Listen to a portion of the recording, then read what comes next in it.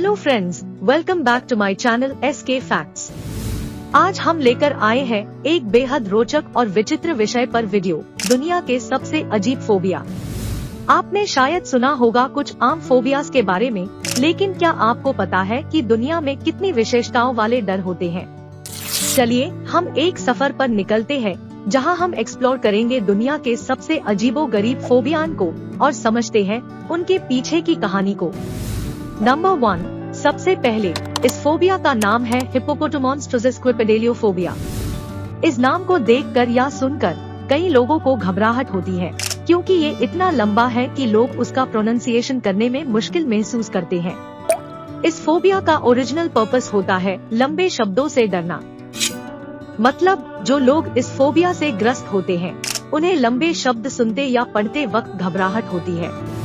ये फोबिया किसी भी उम्र के व्यक्ति को प्रभावित कर सकता है। कुछ लोग इस डर से बचने के लिए लंबे शब्दों का इस्तेमाल कम करते हैं और छोटे शब्दों या सिंपल भाषा का इस्तेमाल करते हैं। इस फोबिया का इलाज साइकोथेरेपी, काउंसलिंग और एक्सपोजर थेरेपी के थ्रू किया जा सकता है। इसमें व्यक्ति को धीरे धीरे लंबे शब्दों से समझाया जाता है और उनसे कंफर्टेबल होने की ट्रेनिंग दी जाती है। तो ये थी हिप्पोपोटामॉन्स्ट्रोसिस क्विपेडेलियोफोबिया के बारे में कुछ सामान्य जानकारी। डरने की कोई बात नहीं, अब आप इस फोबिया को समझ गए हैं। नंबर 2, पोगोनोफोबिया। पोगोनोफोबिया एक विचित्र फोबिया है जिसमें कुछ लोग दाढ़ियों से डर जाते हैं। हाँ, आपने सही सुना, दाढ़ी से डरने का भी एक डर होता है। इस फोबिया का ओरिजिनल पर्पस होता है दाढ़ियों से घबराना। जब किसी व्यक्ति को पोगोनोफोबिया होता है तो उन्हें दाढ़ी देखकर या उन्हें टच करने से घबराहट होती है। ये फोबिया कई वजहों से हो सकता है, जैसे कि किसी ट्रॉमेटिक या नेगेटिव अनुभव का असर या फिर किसी डर को लेकर बचपन से जुड़ा होना। पोगोनोफोबिया से ग्रस्त व्यक्ति को दाढ़ी से दूर रहने की कोशिश करते हुए देखा जा सकता है। वो शायद दाढ़ी वाले लोगों से सोशल इंटरेक्शन कम करेंगे या उनसे दूर भागेंगे। इस फोबिया का इलाज साइकोथेरेपी, काउंसलिंग और एक्सपोजर थेरेपी के थ्रू किया जा सकता है। इसमें व्यक्ति को दाढ़ी से धीरे धीरे कंफर्टेबल होने की ट्रेनिंग दी जाती है। तो ये थी पोगोनोफोबिया के बारे में कुछ जनरल इन्फॉर्मेशन।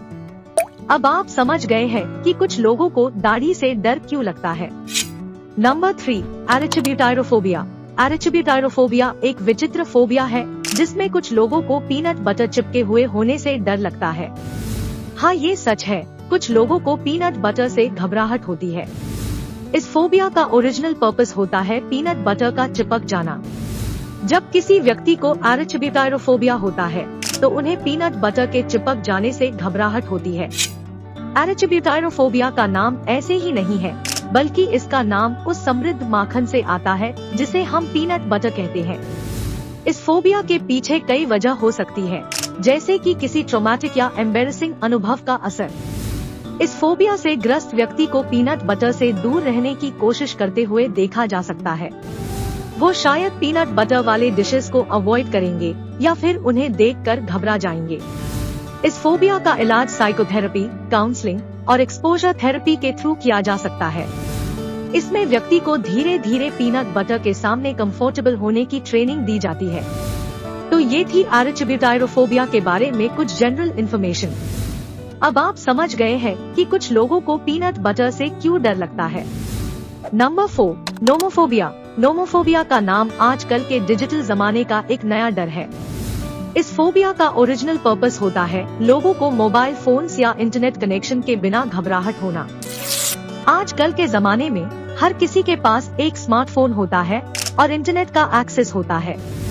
लोग अपने फोन्स को हर समय साथ लेकर चलते हैं और उसके बिना रहने की सोच भी घबराहट का कारण बन जाती है।